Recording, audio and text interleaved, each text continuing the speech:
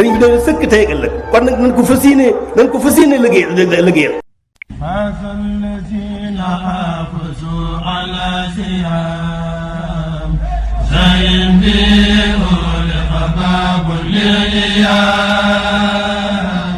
أعوذ بالله من الشيطان الرجيم بسم الله الرحمن الرحيم mbokk yi assalaamu aleykum wa rahmatullahi taala wa barakaatuhu seen yóbbalu bis bi ak seen mbokkum taalibe Cheikh Ndiaye Gana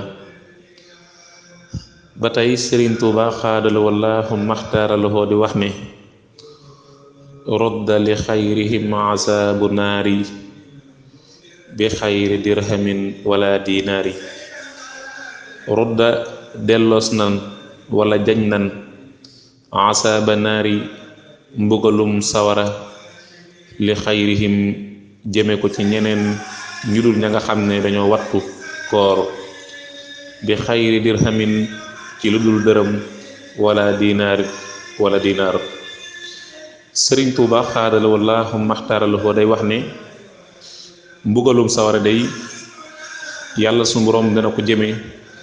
te ña nga xam ne kat duñu woor duñu naafile itam ci guddi yi duñ ci def seen dërëm te yàlla su boroom rekk tax rafaahum bi ramadaani rafiu nafaahum bi salawaatin nafiu rafaahum yëkkati na leen rafiu yàlla mi aji yëkkatiku bi ramadaani ci koor nafaahum jariñ na leen annaafiu yàlla mi aji jariñ bi salawaatin ci julli yi xam nga mbokk yi koor bëccëg gi dañu ciy woor guddi gi nag ñu taxaw di ko dundal ci jaamu sunu borom subhanahu wa taala ña nga xamante ni dañuy woor bëccëg yi sunu borom dana leen yëkkati ci ay daraja yu kawe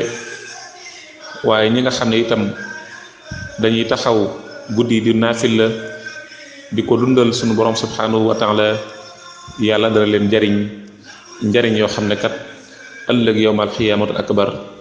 lañu koy gis kon nañu góorgóorlu bu baax ci woor weeru koor sàmmonte ak xàq yi nga xam ne sunu borom subhanahu wa taala mi ngi ñuy wax ñu koy wettandiku ngir ñu am ay njariñam waaye ngir ñu am ay yëkkatukoom wallahu a'lam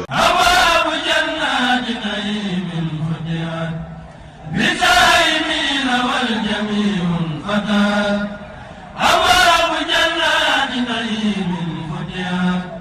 للزائمين والجميع فتحت لكم لدى الفتور واللقاء يا قوم قرتان باتفاق sëriñ bi doon sëkk tey ak ëllëg kon nag nañ ko fas yéene liggéeyal